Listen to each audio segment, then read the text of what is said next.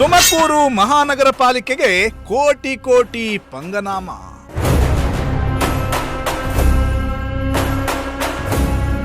ಪಾಲಿಕೆ ಬೊಕ್ಕಸಕ್ಕೆ 3 ಕೋಟಿ ರೂಪಾಯಿ ವಂಚಿಸಿದ ಗುತ್ತಿಗೆ ಕಂಪನಿ.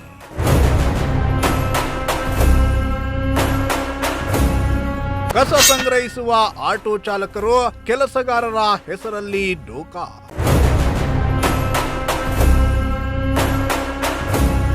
ತುಮಕೂರು ನಗರ ನಗರಸಭೆಯಿಂದ ಮಹಾನಗರ ಪಾಲಿಕೆಗೆ ಮೇಲ್ದರ್ಜೆಗೇರಿ ದಶಕವೇ ಕಳೆದು ಹೋಗಿದೆ. ಮಹಾನಗರ ಪಾಲಿಕೆಯಾಗಿ ಬದಲಾದ ನಂತರ ನಗರಕ್ಕೆ ಕೋಟಿ ಕೋಟಿ ರೂಪಾಯಿ ಅನುದಾನ ಕೂಡ ಹರಿದು ಬರ್ತಿದೆ. ಇತ್ತ ಪಾಲಿಕೆಯ ಖಜಾನೆ ದೊಡ್ಡದಾಗ್ತಿದ್ದ ಹಾಗೆಯೇ ಅತ್ತ ಈ ಖಜಾನೆಯನ್ನ ಕೊಳ್ಳೆ ಹೊಡೆದು ತಮ್ಮ ಜೇಬನ್ನ ತುಂಬಿಸಿಕೊಳ್ಬೇಕು ಅನ್ನೋ ಕದಿಮರ ಕಾಟ ಕೂಡ ಹೆಚ್ಚುತ್ತಾ ಇದೆ. ಇದೀಗ ಇಂಥದ್ದೇ ಒಂದು ಪ್ರಕರಣ ಬೆಳಕಿಗೆ ಬಂದಿದ್ದು, ತುಮಕೂರು ಮಹಾನಗರ ಪಾಲಿಕೆಗೆ ಖಾಸಗಿ ಕಂಪನಿಯೊಂದು ಬರೋಬ್ಬರಿ 3 ಕೋಟಿ ರೂಪಾಯಿ ಪಂಗನಾಮ ಇಟ್ಟಿದೆ ಅನ್ನೋ ಆರೋಪ ಕೇಳಿ ಬಂದಿದೆ.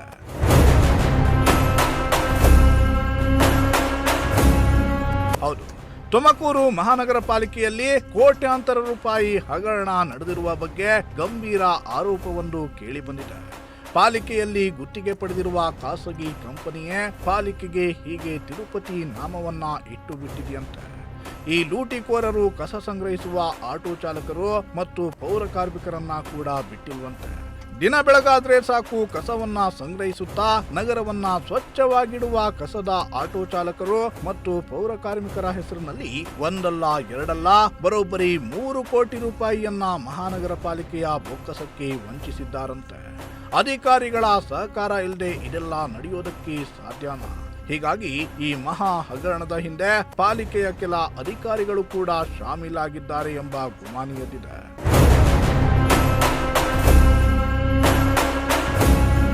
ತುಮಕೂರು ಮಹಾನಗರ ಪಾಲಿಕೆಯಲ್ಲಿ ಕಸ ವಿಲೇವಾರಿ ಮಾಡಲು ಗುತ್ತಿಗೆ ಪಡೆದಿರುವ Shri Ganesh Shankar environmental solution private limited ಕಂಪನಿಯ ವಿರುದ್ಧ ಇಂಥದ್ದೊಂದು ಗಂಭೀರ ಆರೋಪ ಕೇಳಿ ಬಂದಿದೆ. ನಗರದಲ್ಲಿ ಮನೆ ಮನೆಗೆ ಹೋಗಿ ಕಸ ಸಂಗ್ರಹಣೆ ಮಾಡುವ ಸಲುವಾಗಿ ಅಗತ್ಯ ಮಾನವ ಸಂಪನ್ಮೂಲವನ್ನ ಒದಗಿಸಲು ಈ ಗುತ್ತಿಗೆಯನ್ನ ನೀಡಲಾಗಿದೆ. ಈ ಗುತ್ತಿಗೆಗಾಗಿ ಪಾಲಿಕೆ ಒಟ್ಟು 3 ಕಾರ್ಯಾದೇಶವನ್ನ ಹೊರಡಿಸಿದ್ದು, ತಿಂಗಳಿಗೆ ಸರಿಸುಮಾರು 73 ಲಕ್ಷ ರೂಪಾಯಿಯನ್ನ ನೀಡಬೇಕಿತ್ತು. ಆದರೆ ಪಾಲಿಕೆಯಿಂದ ಪ್ರತಿ ತಿಂಗಳು ಈ ಕಂಪನಿಗೆ 97 ಲಕ್ಷ ರೂಪಾಯಿಯನ್ನ ಪಾವತಿಸಲಾಗ್ತಿದೆಯಂತೆ. ಈ ಮೂಲಕ ಪ್ರತಿ ತಿಂಗಳು 15ರಿಂದ 20 ಲಕ್ಷ ರೂಪಾಯಿಯನ್ನ ಹೆಚ್ಚುವರಿಯಾಗಿ ಪಾವತಿಸಲಾಗುತ್ತಿದೆ ಅನ್ನೋ ಆರೋಪ ಕೇಳಿ ಬಂದಿದೆ. ಒಂದು ವರ್ಷಕ್ಕೆ ಒಂದು ಪ್ಯಾಕೇಜ್ 3 ಪ್ಯಾಕೇಜ್ ಅಂತ ಮಾಡ್ತಾರೆ. ಒಂದು ಪ್ಯಾಕೇಜ್ಗೆ 93 ಚಾಲಕರು, 3,68,63,273 ಚಾಲಕರು ಮತ್ತು ವಾಹನಗಳಿಗೆ ಒಟ್ಟಾರೆ 66 ಚಾಲಕರು ಮತ್ತು ಆಪರೇಟರ್ಗಳಂದರೆ ಆಪರೇಟರ್ ಯಾರು ಅಂತ ನಮಗೆ ಅರ್ಥ ಆಗಲಿಲ್ಲ. ಮತ್ತು 19 ಜನ ಕ್ಲೀನರ್ ಅಂತಾರೆ. ಕ್ಲೀನರ್ ಏನಕ್ಕೆ ಅಂತ ಗೊತ್ತಾಗಲಿಲ್ಲ. ಇದು ಇಲ್ಲೂ ಒಂದು ಅನುಮಾನ ಇದೆ, 19 ಜನ ಯಾರು ಅಂತ. ಇದಕ್ಕೆ ಮತ್ತು 32 ಜನ ಅಜಗುಡ್ನಹಳ್ಳಿಯಲ್ಲಿ ಆಪರೇಟರ್ಗಳಿಗೆ ಅಂತ ಹೇಳ್ತಾರೆ. ಅವರಿಗೆ ನಿಮಗೆ ಟೆಂಡರ್ ವರ್ಷಕ್ಕಾಗೋದು 4,97,89,993 ರೂಪಾಯಿ ಆಗುತ್ತೆ. ಅದು ಟೋಟಲ್ ಸೇರಿಸಿ 11 ಕೋಟಿ ಚಿಲ್ಲರೆನೋ ಆಗುತ್ತೆ. ಆದರೆ ಪ್ರತಿ ತಿಂಗಳು ಇವ್ರು ಸರಾನ ಇದನ್ನೆಲ್ಲ ಮಾಡಿದ್ರೆ PF ಎಲ್ಲ ಕಟ್ಟಾಗಿ ಇವರಿಗೆ ಪ್ರತಿ ತಿಂಗಳು 75 ಲಕ್ಷ ರೂಪಾಯಿ ಕೊಡಬೇಕಾಗ್ತದೆ ಅಂದಾಜು. ನನ್ನ ಕ್ಯಾಲ್ಕುಲೇಷನ್ ಪ್ರಕಾರ 75 ಲಕ್ಷ ರೂಪಾಯಿ ಕೊಡಬೇಕಾಗ್ತದೆ. ಆದರೆ ಇವರೇ ಬಿಲ್ ಸಬ್ಮಿಟ್ ಮಾಡಿದ್ದಾರೆ. ಇದು ಯಾವುದು ಬಿಲ್ ಅಂದರೆ 1/3/2024ಕ್ಕೆ ಇವರು ಪೂರ್ತಿ 3 ಪ್ಯಾಕೇಜಿಂದಲೂ 97,91,301 ರೂಪಾಯಿ ಇವರು ಪ್ರತಿ ಮಾಹಿನ ಕೊಡ್ತಾ ಇದೆ. ಅಂದಂಗೆ ಎಷ್ಟು ಅಮೌಂಟ್ ಕೊಡ್ತಾ ಇದ್ದಾರೆ ನನಗೆ ಲೆಕ್ಕ ಬರಲ್ಲ ಸ್ವಾಮಿ, ನಾನು ಫೇಲ್ ಆಗಿದ್ದೀನಿ ಲೆಕ್ಕದಲ್ಲಿ, ಗಣಿತದಲ್ಲಿ. ನೀವು ತಿಳಿದವರು ನೀವು ಲೆಕ್ಕ ಹಾಕಿ ಹೇಳಿ. ನಮಗೆ ಕೊಡ್ತಾ ಇರೋದು 87 ಲಕ್ಷ, ಇವ್ರು ಕೊಡ್ತಾ ಇರೋದು 97 ಲಕ್ಷ. ಇಲ್ಲಿ ಗಣಿತದಲ್ಲ ಗೊತ್ತಾಗುತ್ತೆ 10 ಲಕ್ಷ ರೂಪಾಯಿ ಜಾಸ್ತಿ ಕೊಡ್ತಾ ಇದ್ದಾರೆ ಅಂತ. ಮತ್ತು ಇದರಲ್ಲಿ 19 ಜನ ಕ್ಲೀನರ್ ಅಂತ ತೋರಿಸ್ತಾರೆ. 19 ಜನ ಕ್ಲೀನರ್ ಯಾರು ಅಂತ ತೋರಿಸಿಲ್ಲ. ಆಮೇಲೆ 15 ಜನ JCB ಡ್ರೈವರ್ ಅಂತಾರೆ. ಕಾರ್ಪೊರೇಷನ್ ಇಲ್ಲಿರೋದೇ JCB 4, ಅದು 3 ಕೆಟ್ಟಬಿಟ್ಟಿದ್ದಾವೆ. 4 ಅಂದ್ಕೊಂಡ್ರು 11 ಜನ JCB ಡ್ರೈವರ್ಗಳು ಯಾರು? ಆಟೋ ಟಿಪ್ಪರ್ಗಳು ದೊಡ್ಡ ದೊಡ್ಡ ಗಾಡಿಗಳು 10 ಇರೋದು, ಅಲ್ಲಿ 19 ಜನ ಅಂತ ತೋರಿಸಿದ್ದಾರೆ. ಅವರು ಯಾರು?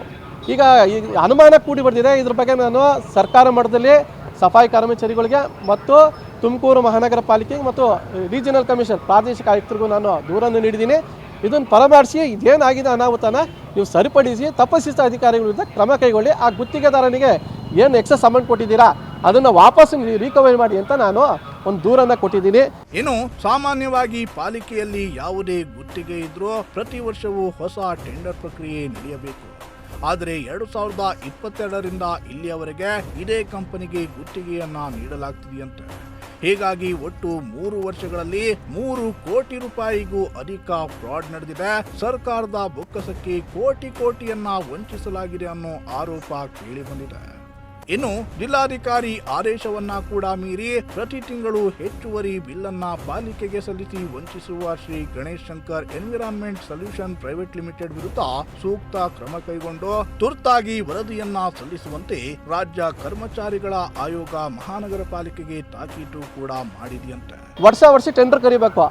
ಆದರೆ ಇವರು 2022ರಿಂದ 2024ವರೆಗೂ ಕಂಟಿನ್ಯೂಸ್ಗೆ ಇವ್ರಿಗೆ ಟೆಂಡರ್ ಕೊಟ್ಟಿದ್ದಾರೆ. ಅದು ಇವ್ರಿಗೆ ಯಾವ ಆಧಾರದ ಮೇಲೆ ಅಂದರೆ ಇವ್ರಿಗೆ ಕೊಟ್ಟಿರೋದು ವರ್ಷ ಅಂತಬಿಟ್ಟು 1 ವರ್ಷಕ್ಕೆ ಅಂತ ಕೊಟ್ಟಿರೋದು. ಇವರು 3 ವರ್ಷ ಮಾಡಿದ್ದಾರೆ. ಇವ್ರಿಗೆ ಯಾವ ಆಧಾರದ ಮೇಲೆ ಜಿಲ್ಲಾಧಿಕಾರಿಗಳು ಆದೇಶ ಕೊಟ್ಟಾರೋ ಅದು ಗೊತ್ತಿಲ್ಲ. ಆದರೂ ಕಾಪಿ ಎಲ್ಲೂ ಇಲ್ಲ.